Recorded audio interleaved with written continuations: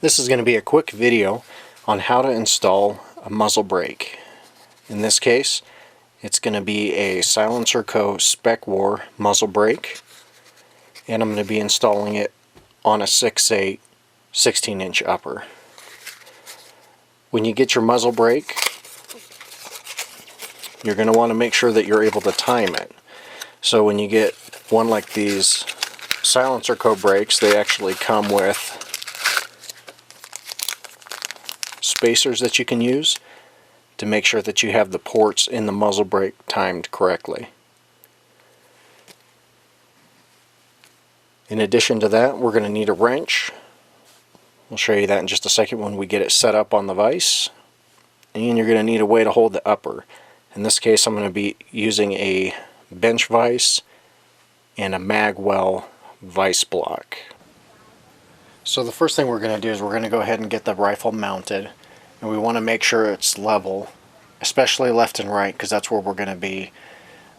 Our left and right is where we want to adjust the muzzle brake to make sure that it's level and it's not directing any of the muzzle blast towards the ground or to the sky.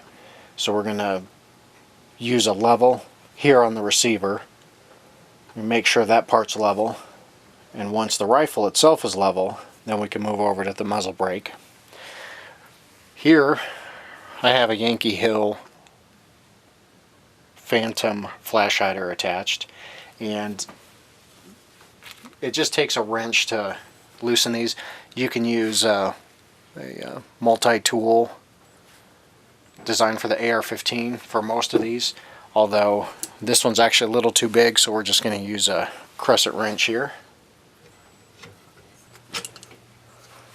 This takes a little bit to break it loose. We're going to loosen it up and go ahead and remove the crush washer.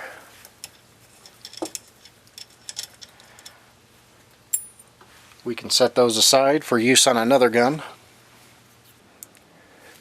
So as an example, I'm going to go ahead and show what it looks like to install the muzzle brake without any of the spacers.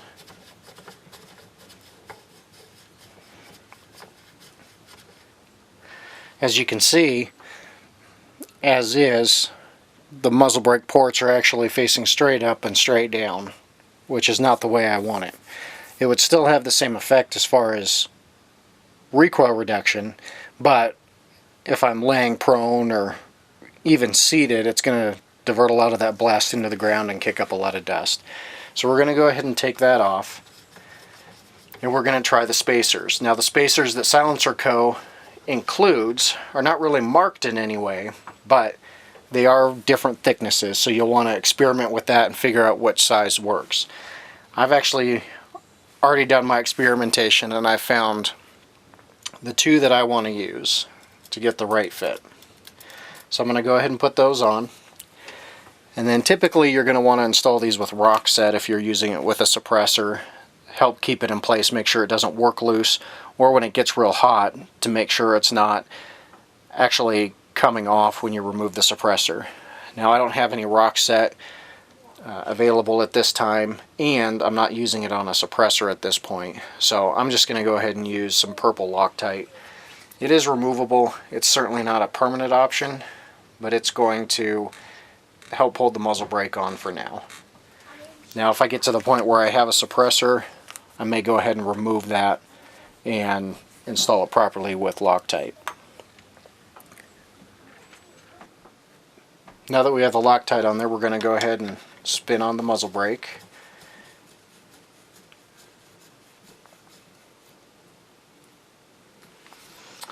And then this time we're going to be able to use the multi-tool, as it'll fit the Specwar mounts okay.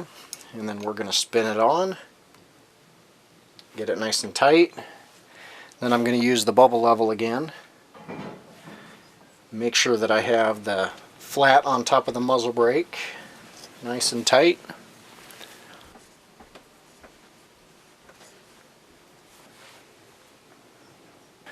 Now with the muzzle brake installed, the already moderate recoil of the 6.8 is going to be tamed even further, and you've got a handy mount for Silencerco's Specwar 762 or Omega suppressors, which hopefully will end up being hosted on this rifle at some point.